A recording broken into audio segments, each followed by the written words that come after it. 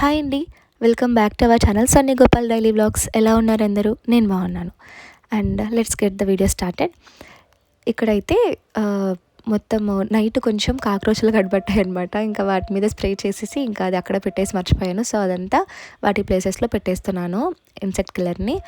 And ఆ తర్వాత night mostly అన్ని పనులు కంప్లీట్ చేసుకుంటాను డైలీ. బట్ కొంచెం వర్షమను పడింది, బాగా చలి పెడుతుంటే నైట్ కొంచెం వెజల్స్ క్లీన్ చేయలేదు. అది ఇంకా మార్నింగ్ చేశానమాట. మార్నింగ్ చేసేసి స్నానం చేసి నీట్గా రెడీ అయ్యి వచ్చి ఇంకా మిగతా పని స్టార్ట్ చేశాను. నేను మోస్ట్లీ మార్నింగ్సే స్నానం చేసే వర్క్ చేసుకోవడానికి ప్రిఫర్ చేస్తాను. అండ్ అంతలోపే డ్రై కూడా అయిపోతాయి కదా, సో నీట్గా సర్దుకోవచ్చని.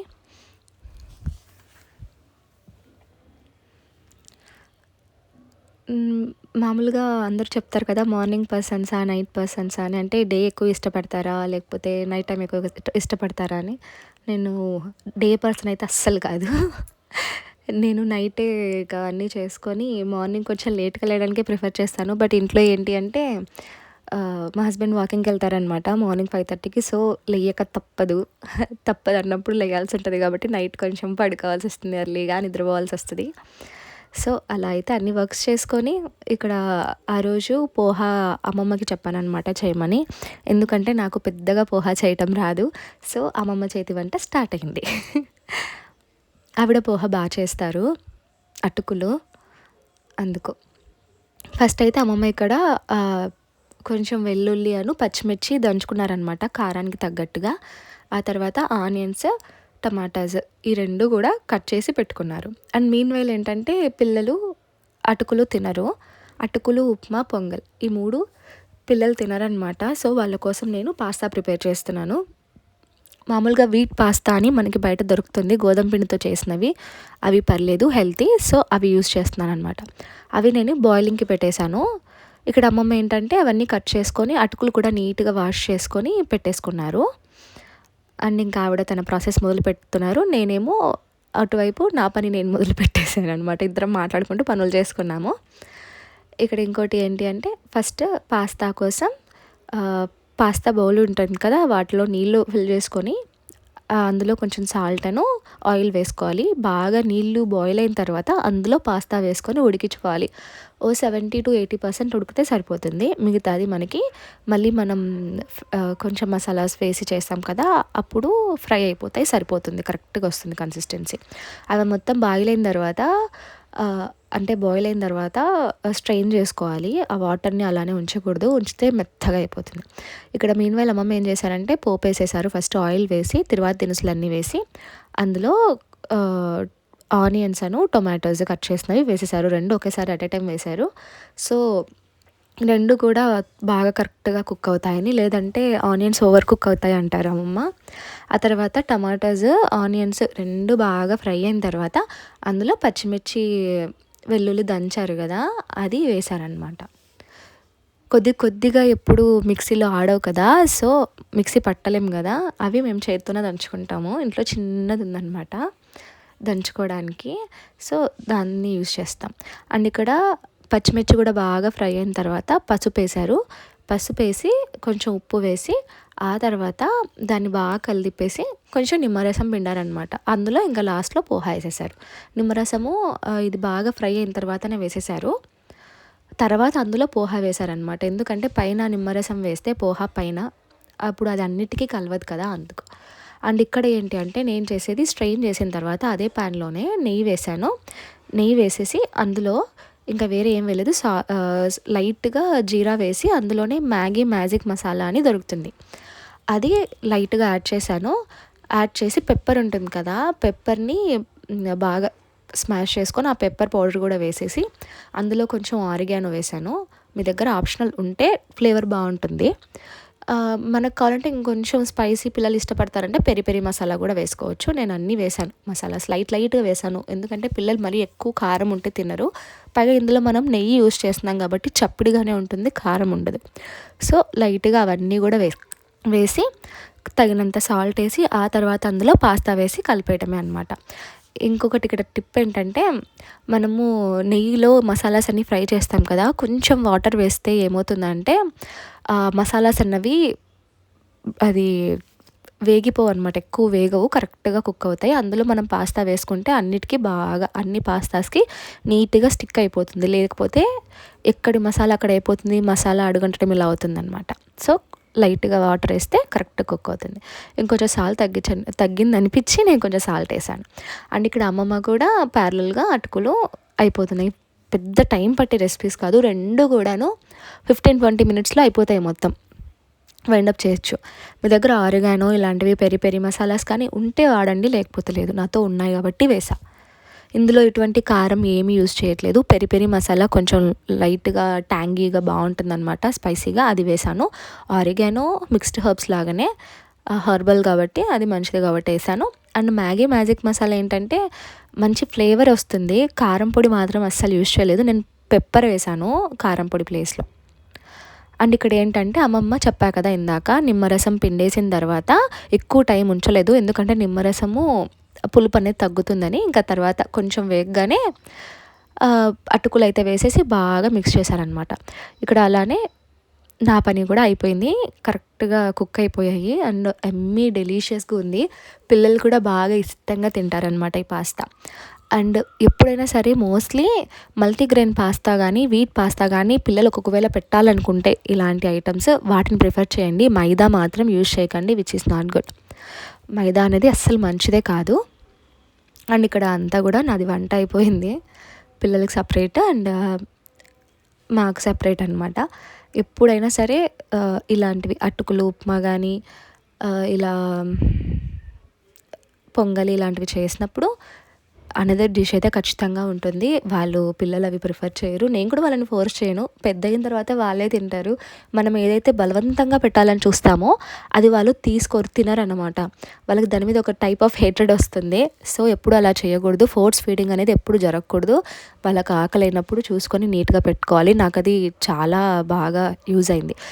మా పాప ఫస్ట్ 1 year వరకు చాలా బాగా తినింది. ఆ తర్వాత 6 months వరకు కూడా నాకు ఫుడ్లో చాలా ఏడిపించింది అనమాట. 6-7 months అసలు తను, నమ్ముతారో లేదో, రైస్ అనేది ముట్టలేదు 7 months వరకు. 1 year వరకు ఎంత బాగా చెబ్బీగా బాగా తినే పిల్ల అస్సలు తినకుండా అయిపోయింది. అప్పుడు డాక్టర్ చెప్తే ఆయన అన్నారు, అంతే కొందరు పిల్లలు అలానే ఉంటారు, అది ఏమి తినకుండా ఉంటే డేంజర్ అన్నారు. బట్ ఏంటంటే లక్కీలీ పాప దోశ, చపాతి, ఇడ్లీ ఇలాంటివన్నీ తినేవి, బట్ రైస్ ఒకటి అవాయిడ్ చేసింది. ఆయన చెప్పారు, మీరు ఫోర్స్ అయితే చేయకండి, ఫోర్స్ చేస్తే ఇంక అస్సలు తినడం మానేస్తారని. అందుకు నేను అసలు ఫోర్స్ చేయలేదు. అండ్ ఇప్పుడు తను కొరన్నం కానీ అన్ని అరికలు, సాములు ఇలాంటివి కూడా, rice, millets, A to Z తింటుంది అనమాట. సో ఫోర్స్ ఫీడింగ్ అనేది ఎప్పుడు చేయకూడదు. వాళ్ళకి ఏం నస్తే అని తినిపించాలి. అండ్ ఆ రోజు మా హస్బెండ్ బయటకు వెళ్ళేది ఉండిందనమాట. చూస్తే వాళ్ళు వెళ్ళాలని ఏడుస్తారని మార్నింగే వాళ్ళని పైకి తీసుకెళ్ళి తినిపించాను అనమాట. పైన వెదర్ కూడా చాలా కూల్గా చాలా బాగుంది క్లైమేట్. అందుకు ఇంకా పైన తినిపించాను. బాబు కూడా సూపర్ అని చెప్పి తిన్నారనమాట. పాస్తా మొత్తం కంప్లీట్ చేశారు. అండ్ ఇక్కడైతే నేను కిందికి వచ్చి ఆ తర్వాత నేను తిన్నాను అటుకులు. అండ్ నెక్స్ట్ ఇదేంటి అంటే మధ్యాహ్నానికి ప్రిపరేషన్. ఆ రోజు సండే అనమాట. సో సండే ఖచ్చితంగా నాన్ వెజ్ ఉంటుంది కదా. ఇంకా మటన్ ఆ రోజు ఇంట్లో, సో అది ప్రిపేర్ చేసుకుంటాను అనమాట. నేనేంటంటే డైరెక్ట్ అన్నీ కూరగాయలు వేగించేసి అందులోనే మటన్ వేసి అలా చేయను. నేను మిక్సీ పడతానమాట. అప్పుడు గ్రేవీ అనేది బాగా థిక్గా చాలా యమ్మీ అండ్ టేస్టీగా ఉంటుంది. అందుకోసం ఇక్కడైతే ఫస్ట్ మిరియాలు, చెక్క, లవంగ ఇలాంటివన్నీ ఉంటాయి కదా, జీరా, మరాఠీ మొగ్గ, అనాస పువ్వు ఇలాంటివన్నీ చిన్న ముక్కలుగా చేసుకొని అవన్నీ కూడా కొంచెం నెయ్యి, నూనెలో ఫ్రై చేసుకున్నాను. ఆ తర్వాత అందులో ఆనియన్స్, టమాటాస్ అవి 2 వేసి ఫ్రై చేసుకున్నాను. అండ్ అల్లం వెల్లుల్లి పేస్ట్ అది కూడా వేసి ఫ్రై చేసి అందులోనే మరి కొన్ని కొబ్బరి ముక్కలు వేసి ఫ్రై చేసుకున్నాను. అవన్నీ కూడా పక్కకు తీసుకొని మిక్సీ పట్టాను అనమాట. అండ్ మీన్ వైల్ ఆ రోజు నేను కోకోనట్ రైస్ చేద్దాం అనుకున్నాను. ఇంట్లో శనివారం రోజు కోకోనట్ కొడతాం కదా, అది మిగిలి ఉంటేను నేను చేద్దామని ఇంకా ఎక్స్ట్రాక్ట్ చేశాను కోకోనట్ నుంచి కోకోనట్ మిల్క్. అది మీకు చూపిస్తున్నాను. అండ్ ఆ తర్వాత కోకోనట్ పిప్పి వస్తుంది కదా, దాన్ని ఎప్పుడు పడేయకూడదు. పడేస్తే వేస్ట్ అయిపోతుంది. దానికంటే మనం చట్నీస్లోనో లేకపోతే మనం ఏదైనా కర్రీస్ చేసినప్పుడు దాంతో యూస్ చేస్తే మాత్రం చాలా బాగుంటుంది.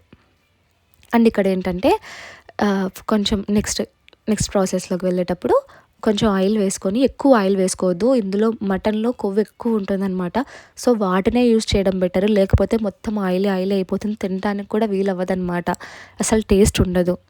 మాకు పైగా ఇక్కడ 1 కేజీ ఆఫ్ మటన్లో నియర్లీ ఓ 200 గ్రామ్స్ 250 గ్రామ్స్ కొవ్వే ఉండింటుంది ఆ రోజు. బట్ మిగతా పీసులన్నీ బాగానే ఉన్నాయి, కొంచెం ఫ్యాట్ మాత్రం ఎక్కువ ఉండింది. ఇక్కడ చలికాలం కాబట్టి అవి బాగానే తింటాయి కదా మేకలు, సో ఫ్యాట్ అనేది కామన్. అండ్ ఇక్కడ ఏంటంటే ఆయిల్ వేసి లైట్గా, అది కూడా బర్న్ అవ్వకుండా అంతే, మిగతా కొవ్వు వేసేసాను ఫస్టే.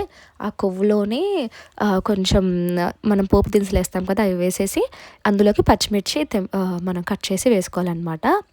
ఇందులో ఏంటంటే మనం ముందే అన్ని మసాలాస్ వేస్తాం కాబట్టి ఇప్పుడు ఏవి కొత్తగా వేయాల్సిన అవసరం లేదు. నేను ముందు ఆ మసాలా ఆడించేటప్పుడే ఫస్ట్ టైం మనం వేగిస్తాం కదా, అప్పుడే కొంచెం పసుపు అవి కూడా వేసుకున్నాను. ఇంకా కావాలంటే మనం కారం పొడి, ధనియాల పొడి ఇవన్నీ కూడా వేసుకోవచ్చు. నేను ఏంటంటే అవన్నీ ఏం వేయలేదు, జస్ట్ పసుపు వేసుకొని ఆ మిక్చర్లో మిక్సీ పట్టాను. అండ్ ఇక్కడైతే నాకు పచ్చిమిర్చి అవన్నీ వేగిన తర్వాత అందులో మనం మిక్సీ పట్టాం కదా, ఆ పేస్ట్ వేసేయటమే. ఆ పేస్ట్ వేసేసి బాగా కుక్ చేయాలన్నమాట. ఎక్కువ టైం కూడా పట్టదు, ఎందుకంటే మనం ముందే కుక్ చేస్తాం కాబట్టి పెద్ద టైం అయితే పట్టదనమాట. తర్వాత అది బాగా వేగిన తర్వాత అందులో కొంచెం కారం పొడి అండ్ కొంచెం మీట్ మసాలా అని దొరుకుతుంది, అది వేసుకోవచ్చు, బాగుంటుంది ఫ్లేవర్ కానీ అంతా బాగుంటుంది. ఉప్పు, కారం, ధనియాల పొడి, కొంచెం గరం మసాలా, కొంచెం మీట్ మసాలా ఇవన్నీ వేసేసి బాగా కలిపుకోవాలన్నమాట. టేస్ట్ మాత్రం అసలు ఎంత అమేజింగ్గా ఉంటుందంటే అంత అమేజింగ్గా ఉంటుంది. ఒకసారి ఖచ్చితంగా ట్రై చేయండి ఈ ప్రాసెస్ మాత్రం. నేను క్లారిటీగా వీడియోలో మొత్తం చూపించానని అనుకుంటున్నాను. నేను ఫాస్ట్గా చెప్పేసిన తర్వాత అయినా సరే మీరు చూస్తే మీకే అర్థమవుతుంది. నేను వేసిన మసాలాస్ అన్నీ కూడా చెప్పాను కదా, మోస్ట్లీ నేను మసాలాస్ అన్నీ ఇంట్లోనే చేసుకుంటాను, బయట స్టోర్ బాట్ అనేది ఎక్కువ యూజ్ చేయను. కొన్నిసార్లు తప్పనప్పుడు యూస్ చేస్తానన్నమాట. నేను అల్లం వెల్లుల్లి పేస్ట్ కూడా ముందే స్టాక్ చేసి పెట్టుకుంటాను, బాగా ఫ్రెష్గానే ఉంటుంది, ఏం పాడవదు. మనం మిక్సీ ఆడించేటప్పుడు అది అల్లం వెల్లుల్లి పేస్ట్, కొంచెం సాల్ట్, పసుపు అండ్ కొంచెం నూనె ఇవన్నీ వేసి చేసామంటే, వాటర్ తక్కువ యూస్ చేసి, అది మినిమం 2 months అయినా చెడిపోదు అనమాట. 2-3 months ఈజీగా అవుతుంది, ఏ ఇబ్బంది ఉండదు. ఇక్కడ చూడండి, నేను పెద్దగా ఆయిల్ ఏం యూజ్ చేయలేదు, బట్ ఆ కొవ్వులో ఉన్న ఆయిల్తోనే మొత్తం కుక్ అయిపోయిందనమాట. అంతా బాగా వేగిన తర్వాత మనం వేసుకున్న మసాలాస్ కానీ అంతా, ఇప్పుడు మటన్ వేసాను. బాగా కుక్ అవ్వనివ్వాలన్నమాట. అంటే విజిల్ పెట్టకూడదు, అందులో వాటర్ అంతా బాగా బయటకు వచ్చేంత వరకు వేగించి ఆయిల్ సపరేట్ కొంచెం అయిన తర్వాత కొంచెం వాటర్ పోసి కుక్ చేయాలి. అప్పుడే ఆ మటన్ పీసెస్లోకి మనం చేసిన మసాలాస్ అంతా కూడా వెళ్తాయి, లేకపోతే పైనే ఉన్నట్టు అనిపిస్తుంది, మసాలాస్ ముక్కకు పట్టవన్నమాట, చప్పిడిగా ఉంటాయి. అందువల్ల ఇక్కడ చూడండి బాగా కుక్ చేశాను. తర్వాత కొంచెం మూత పెట్టి ఇంకా కుక్ అవనిచ్చాను. అండ్ ఇక్కడ మీన్ వైల్ ఏంటంటే రైస్, నాకు ఎంత రైస్ అయితే కావాలో కోకోనట్ రైస్లోకి, అది నార్మల్ రైసే తీసుకున్నాను. మీరు ఒకవేళ కావాలనుకుంటే బాస్మతి రైస్ అయినా యూస్ చేయొచ్చు. నేను ఆ రోజు నార్మల్ రైసే తీసుకున్నాను. దీనికి ఇది నార్మల్ రైసే బాగుంటుంది కంపేర్ టు బాస్మతి రైస్. నేను ఇంకా అది వాష్ చేసి పెట్టుకున్నాను. అండ్ ఇక్కడ చూడండి నాకు మటన్ కూడా బాగా కుక్ అయిపోయింది, సో నేను అది విజిల్స్కి అయితే పెట్టేశాను. అండ్ ఇక్కడ రైస్ కోసం ప్రిపేర్ చేస్తున్నాను. ఆయిల్ను కొంచెం నెయ్యి వేసాను ఫ్లేవర్ కోసం అంతే. అందులో మనం బిర్యానీ మసాలా అంటాం కదా, అవన్నీ వేసుకోవాలన్నమాట. చెక్క, లవంగ, యాలక, తర్వాత అనాస పువ్వు ఇలాంటివన్నీ వేసుకోవాలి, జీరా. ఆ తర్వాత ఇందులో పెద్ద మసాలాస్ ఏవి అవసరం, జస్ట్ మనకి పులావ్ బిర్యానీ మసాలా అని ఆచీలో దొరుకుతుంది, ఆ బ్రాండ్లో, అది ఒకటి యూస్ చేస్తే చాలు, ఇంకా వేరే ఏం అవసరం లేదు. ఇంకా సాల్ట్ వేసేసి ఆ మసాలా వేసేసి మనకి ఎన్ని గ్లాసెస్ బియ్యం తీసుకుంటామో అంతకు సరిపడా ఇక్కడ కోకోనట్ మిల్క్ అయితే యాడ్ చేసుకోవాలి. ఏం లేదండి, కోకోనట్ ఉంటుంది కదా, మనం బాగా స్మాల్ పీసెస్గా కట్ చేసి దాన్ని మిక్సీ పట్టి అందులో కొంచెం వాటర్ వేసి మిక్సీ పడతాం కదా, ఆ వాటర్ని ఎక్స్ట్రాక్ట్ చేయడమే. అలా క్లీన్ వాటర్ కోకోనట్ నుంచి వచ్చేంత వరకు మనం ఎక్స్ట్రాక్ట్ చేయాలి, అంతే. డెలిషియస్ కోకోనట్ మిల్క్ అయితే రెడీ అవుతుంది. దాంతో మనం కర్రీస్ చేసుకోవచ్చు, ఈవెన్ ఇలా కోకోనట్ రైస్ ఇలాంటివి చేసుకోవచ్చు. స్టోర్ చేసుకుంటే ఇంకా ప్రతిసారి ఏదో ఒక దానికి యూజ్ అవుతుంది. ఈవెన్ మనం మిల్క్ షేక్స్లో కూడా ఈ కోకోనట్ మిల్క్ని యాడ్ చేసుకోవచ్చు ఇన్స్టెడ్ ఆఫ్ మిల్క్ తాగడం ఇష్టం లేని వాళ్ళకైతే. అండ్ ఇక్కడ చూడండి, నేను 1 గ్లాస్కి 2 గ్లాసెస్ ఆఫ్ కోకోనట్ మిల్క్ అయితే తీసుకున్నాను. కరెక్ట్గా సరిపోయింది. నేను 2 గ్లాసెస్కి 4 గ్లాసెస్ దాని మీద కొంచెం ఎక్స్ట్రా వేసాను, ఎందుకంటే నేను ఫుల్ రైస్ వేసాను అనమాట. అవి కుక్ కావాలంటే ఒక్కొక్కసారి గట్టిగా అయిపోతుంది. గట్టిగా రైస్ ఉంటే ఇంట్లో ఎవరు ఇష్టపడరు అనమాట. అంటే కొంచెం పొడిగా ఉంటే కొంచెమన్నా మెత్తగా ఉండాలి. అందుకు నేను ఒక హాఫ్ గ్లాస్ ఎక్స్ట్రా వేసాను. లేదు అనుకుంటే మాత్రం కరెక్ట్గా 2:4, 1 గ్లాస్కి 2 గ్లాసెస్కి అయితే 4 ఎనఫ్ అంతే. ఇంకొంచెం సాల్ట్ చెక్ చేసుకొని సాల్ట్ వేసేసి మనం ముందు ఆచి మసాలా వేసాం కదా, బిర్యానీ మసాలా, మళ్ళీ అంతా కుక్ అయిన తర్వాత కూడా, అంటే మనం ఇంకా బాయిలింగ్ అవుతుంది అన్నప్పుడు ఒకసారి టేస్ట్ చేయండి. మీకు సాల్ట్ కానీ ఆ మసాలా కానీ సరిగ్గా సరిపోలేదనిపిస్తే కొంచెం యాడ్ చేసుకోండి. మరీ చప్పగా ఉన్నా కూడా కోకోనట్ రైస్ ఏం బాగుండదు, తీపి వచ్చేస్తుంది. సో కొంచెం మసాలా తగిలితేనే బాగుంటుంది. మనం ఇందులో అల్లం వెల్లుల్లి పేస్ట్ ఇలాంటివి ఏం వాడలేదు కాబట్టి ఆ బిర్యానీ మసాలా కొంచెం వేస్తే ఫ్లేవర్ అనేది చాలా ఎన్హాన్స్ అవుతుంది, చాలా టేస్టీ అండ్ ఎమ్మీగా ఉంటుంది. అండ్ ఇక్కడ మీన్వైల్ నాకు మటన్ కూడా మంచిగా కుక్ అయింది. దాంతో వాటర్ అయితే వేసేసి విజిల్ పెట్టేశాను. ఈజీ అండి. మటన్ నుంచి కొంచెం ఆయిల్ సపరేట్ అయిన వరకు వెయిట్ చేసి అందులో ఇంకా వాటర్ వేసేసి విజిల్ పెట్టడమే, అంతే. నాకు ఆ రోజు 8 విజిల్స్ టు 9 విజిల్స్ ఏమో పడినట్టున్నాయి, అంతే. రైస్ మాత్రం 1 విజిల్కి ఆఫ్ చేయాలి. కుక్కర్లో కనుక రైస్ చేస్తే ఒక ప్రాసెస్ ఉంది. అదేంటంటే మనకి రైస్ అనేది బాయిలింగ్కి వచ్చినప్పుడు విజిల్ పెట్టాలి. స్టార్టింగ్ నుంచే విజిల్ పెడితే ఏమవుతుందంటే మెత్తగా అయిపోవడం కానీ అడుగనడం కానీ అలా జరుగుతుంది మోస్ట్లీ. అలా జరగకూడదు, మంచిగా ఉండాలి రైస్ అనేది అనిపిస్తే మీరు బాయిలింగ్కి వస్తుంది కదా, మొత్తము ఫుల్ బాయిల్ అయిపోతే ఉంటుంది కదా, ఆ టైంలో విజిల్ పెట్టండి. అంతవరకు పెట్టకండి, లెట్ ఇట్ బాయిల్. అండ్ ఇక్కడ చూడండి నాకు రైస్ ఎంత మంచిగా చక్కగా అయిపోయిందో. అండ్ ఇక్కడ కర్రీ కూడా కరెక్ట్గా ఉడికిందనమాట. ఇంకో 2 మినిట్స్ అలానే మనం పెట్టేస్తే ఇంకా బాగా ఆయిల్ అనేది అంతా ముక్కకు పడుతుందనమాట. ఇప్పుడు సపరేట్ అయింది కదా విజిల్ పెట్టడం వల్ల, అది అలానే ఓపెన్ చేసి కుక్ చేస్తే, లేదంటే అట్లా కుక్ చేస్తే ఒక 2 మినిట్స్ ఆయిల్ అనేది కలిసిపోతుంది కూరలో. అని చూడండి, పెద్దగా ఇప్పుడు అంటే మొత్తం కలిపిన తర్వాత ఆయిల్ అనేది తేలట్లేదు.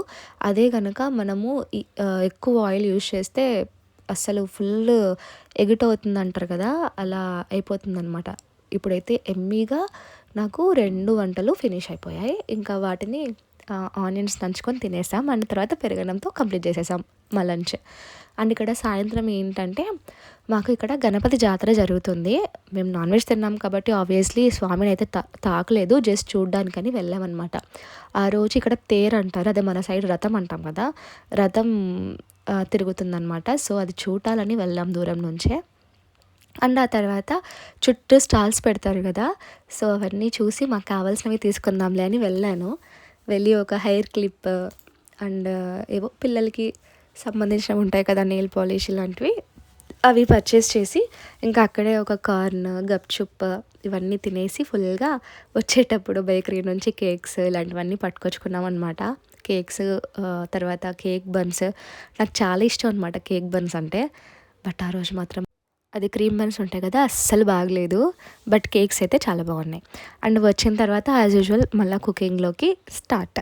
పిల్లలకి పన్నీర్ చేయమన్నారు, సో పన్నీర్ చేస్తున్నాను అనమాట ఎయిర్ ఫ్రైయర్లో. అస్సలు ఎంత బాగా వచ్చిందంటే అసలు కొంచెం కూడా మిగలలేదనమాట. పిల్లల కోసమని చేశాను, ఇక్కడ అందరు కలిపేసి అయిపోగొట్టేశారు. మళ్ళీ తెచ్చారు ఇప్పుడు, అది మళ్ళీ చేయమన్నారు, సేమ్ అదే రెసిపీ. అది మీతో షేర్ చేస్తాను. ఫస్ట్ అయితే మనం ఇక్కడ ఇది పన్నీర్ని పీసెస్గా కట్ చేసుకోవాలి. ఫస్ట్ అయితే కట్ అవ్వలేదు, సో కొంచెం టైం తర్వాత బయటే ఉంచి కొంచెం టైం తర్వాత కట్ చేశాను. సో పర్ఫెక్ట్ పీసెస్ అయితే వచ్చాయి. తర్వాత ఇందులోకి చపాతీ కూడా నైట్కి చేస్తున్నాను అనమాట. మటన్ కర్రీ ఉండే, సో అందులోకి చపాతీ చేశాను. పిల్లలకు మాత్రం పన్నీర్ అండ్ చపాతీ అనుకున్నాను. ఇందులోకి కొంచెం ఉప్పు, కారం, పసుపు ఎక్కువ వేయక్కర్లేదు, లైట్గా వేస్తే చాలు. మళ్ళీ ఎక్కువ వేసినా కూడా కారం అయిపోతుంది, పిల్లలు తినలేరు కదా, అందుకు. కొంచెం పెప్పర్ కూడా క్రష్ చేసి నీట్గా వేయాలి. అండ్ పెరి మసాలా వల్ల కొంచెం ట్యాంగీ అండ్ స్పైసీ ఫ్లేవర్ ఉంటుంది. దట్స్ టూ అమేజింగ్, బాగుంటుంది అనమాట ప్యాలెట్కి తినేటప్పుడు.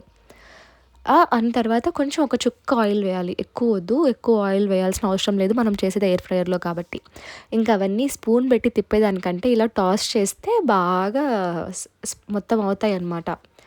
అన్నిటికి మసాలాలు బాగా పట్టుకుంటాయి. లేదంటే స్పూన్‌కో, చేతికో వచ్చేస్తాయి. అందుకు నేను టాస్ చేస్తాను. అండ్ ఇక్కడేంటంటే అవెన్‌లో మనకి ప్రొటెక్టింగ్ ఒకటి షీట్ లాగొస్తుంది కదా! అది తీసేసి డైరెక్ట్ పెట్టేయాలన్నమాట ఎయిర్ ఫ్రైయర్‌లో. మనం దాని మీద పెట్టడం వల్ల ఏమవుతుందంటే ఆ షీట్ మీద సెపరేట్ అయిపోతుంది మసాలా అనేది. వాటర్ అది సెపరేట్ అవుతుంది మసాలా అనేది కిందికి. అప్పుడు ఫ్లేవర్ అనేది దానికి తాకదు. సో, నేను డైరెక్ట్‌గా పెట్టేసాననమాట ఏ షీట్ పెట్టకుండా. ఇంకా అవన్నీ వేసేసి బిఫోర్ ఏం చేశానంటే వాటికి అంటుకోకుండా ఆ ట్రేకి కొంచెము ఆయిల్ స్ప్రే చేశాననమాట. జస్ట్ ఆయిల్ స్ప్రేయర్‌తో అలా స్ప్రే చేశాను అంతే. ఇంకా ఆ తర్వాత ఒక మామూలుగా దాంతో ఆప్షన్ ఉంది డైరెక్ట్ పన్నీర్ టిక్కాకి. సో, ఆ ఆప్షన్ యూస్ చేశాను. బట్ టైమింగ్ అనేది తగ్గించాననమాట. ఫస్ట్ ఒక 3 మినిట్స్, 5 మినిట్స్ అలా పెట్టి ఆ తర్వాత మళ్ళీ టాస్ చేసి మరి నేను ఇంకో 5 మినిట్స్ పెట్టాను. మొత్తం నాకు 15 మినిట్స్ 13-15 మినిట్స్‌లో పన్నీర్ కుక్ అయిపోయింది. బాగా క్రంచీగా, లోపల జ్యూసీగా, సాఫ్ట్‌గా ఎంత అమేజింగ్ ఉండిందంటే అంత అమేజింగ్ ఉండింది. యాక్చువల్లీ నేను తవా ఫ్రై చేసినప్పుడు మసాలా అంతా కూడా తవాకే అంటుకుపోయేది. సో, పన్నీర్ అనేది కొంచెం చప్పగా ఉండేదనమాట. బట్ ఆ రోజు ఆ ఫ్లేవర్ అయితే ఈచ్ పీస్‌కి ఉంది అండ్ అమేజింగ్ ఉండిందండి. ఎంత బావుండింది. ఇష్టంగా తిన్నారు ఇంట్లో మాత్రం. సో, వర్త్ అనిపించింది ఎయిర్ ఫ్రైయర్ నాకు. అలా అని ప్రతీదీ నేనేం కుక్ చేయను. ఏదైతే ఆయిల్‌లో కొంచెం పడుతుంది, ఆయిల్ యూజ్ చేయాల్సొస్తుందన్న వాటికి మాత్రమే నేను ఎయిర్ ఫ్రైయర్‌ని ప్రిఫర్ చేస్తున్నాను. ఆహ్, అండ్ టెంపరేచర్ కూడా మనం తగ్గించుకోవాలి. ఒకటేసారి మనం హై టెంపరేచర్స్‌లో మనం బేక్ చేయకూడదు. మామూలుగా దానికి ఇచ్చిన టెంపరేచర్ 180 అలా ఇచ్చారు. నేను ఫస్ట్ 150, 140 తర్వాత 170 అలా చేంజ్ చేసుకుంటూ పెట్టాననమాట. ఎక్కువ టెంపరేచర్స్ దగ్గర మనం బేక్ చేయాల్సిన అవసరం లేదు. మాడిపోతుంది, లోపల కుక్ అవ్వదు లేకపోతే ఎక్కువ టెంపరేచర్స్ వల్ల. అండ్ తినిన తర్వాత ఇంటి కండిషన్ ఇలా ఉందనమాట. ఎక్కడ పడితే అక్కడ మొత్తం చెల్లాచెదురైపోయింది. సో, అన్నీ గూడా మళ్ళీ నేను అరేంజ్ చేసుకోవాలి. That's as usual. తప్పదు కదా! సో, నేను ఆ పని మీద ఉన్నాననమాట. మొత్తం కంప్లీట్ చేసి ఏ టు జెడ్ మొత్తం నీట్‌గా పెట్టేసి ఇంకా ఆ తర్వాత లైట్స్ అన్నీ ఆఫ్ చేసి నా డైలీ రొటీన్ కంప్లీట్ చేశాను. అండ్ తిరిగి మార్నింగ్ వరకు ఇంకా కిచెన్ క్లోజ్ అనమాట. మనం ఎంత పనున్నా, ఎంత బాలేకున్నా, ఎంత ఇబ్బందిలో ఉన్నా, మనం నైట్ చేయాల్సిన పని నైట్ కంప్లీట్ చేసుకుంటే మరుసటి రోజుకి ప్రశాంతంగా కళ్ళు తెరవచ్చు. లేదనుకోండి విసుగ్గా అనిపిస్తుంది స్టార్టింగ్ డేనే ఇబ్బంది పడుతూ చేసుకున్నామంటే. అండ్ అన్ని లాక్స్ వేసేసి నీట్‌గా అంతా క్లోజ్ చేసి పడుకుంటాననమాట. అంతే సింపుల్‌గా నా డే అయితే ఇలా కంప్లీట్ అయింది. And thanks for watching. మీకు నా వ్లాగ్ నచ్చిందని అనుకుంటున్నాను. ఒకవేళ మీకు నచ్చితే మాత్రం ఖచ్చితంగా సబ్స్క్రైబ్ చేయండి. నేను మర్చిపోతూనే ఉంటాను ఈ సబ్స్క్రైబ్ చేయమనడం మాత్రం. ఒకవేళ మీకు నచ్చితేనే నా వ్లాగ్స్ మీకు ఇంట్రెస్ట్‌గా ఉంటేనే చేయండి. ఓకే అండి. See you in next vlog. Thanks for watching.